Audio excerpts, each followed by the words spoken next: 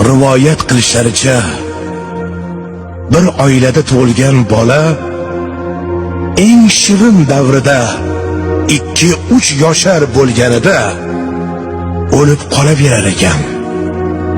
Har gal ona sho'rlik o'lik bolasini bag'riga bosganicha bo'zlab yig'lar ekan.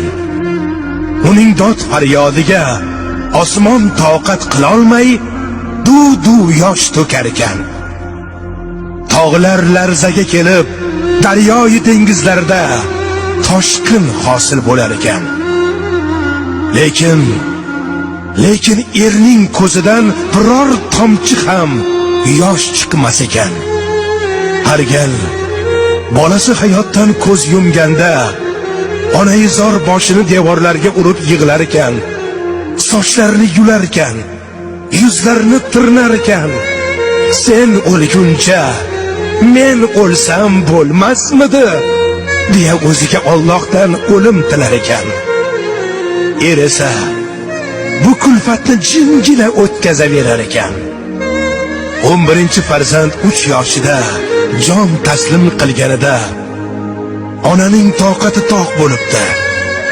Hoy er, otamisan o'zi, nimasan, nega qayg'urmaysan? Xotin shunday deb tik turgan erning yoqasidan olib siltagan ekan. Er yerga gup etib tushdi-yu, jon beribdi. Bechora er g'amni ichiga yuta tugab, bir siltashga ham bardosh bera olmaydigan holatga yetib qolgan ekan.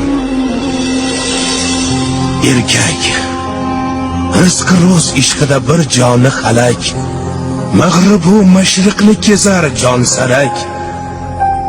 Oila sha'nini tutib turguvchi tosh o'tmas qo'rg'oni bo'lar ekan erkak. Umidi uzilsa qoshi hiloldan, mehr ko'rmas agar sohib jamoldan, Xudo nasib etmasa jufti haloldan, sarg'ayib so'lar ekan erkak. Yasharkan bir umr kutib turib ham, ro'zg'orin omochin tutib turib ham, dardini ichiga yutib turib ham hech kimga bildirmay yurar ekan erkak. Yuragin qonini tuproqqa qorib, imorat solar ekan yog'ochlar yorib. O'zini kechalarda haqqa yolvorib,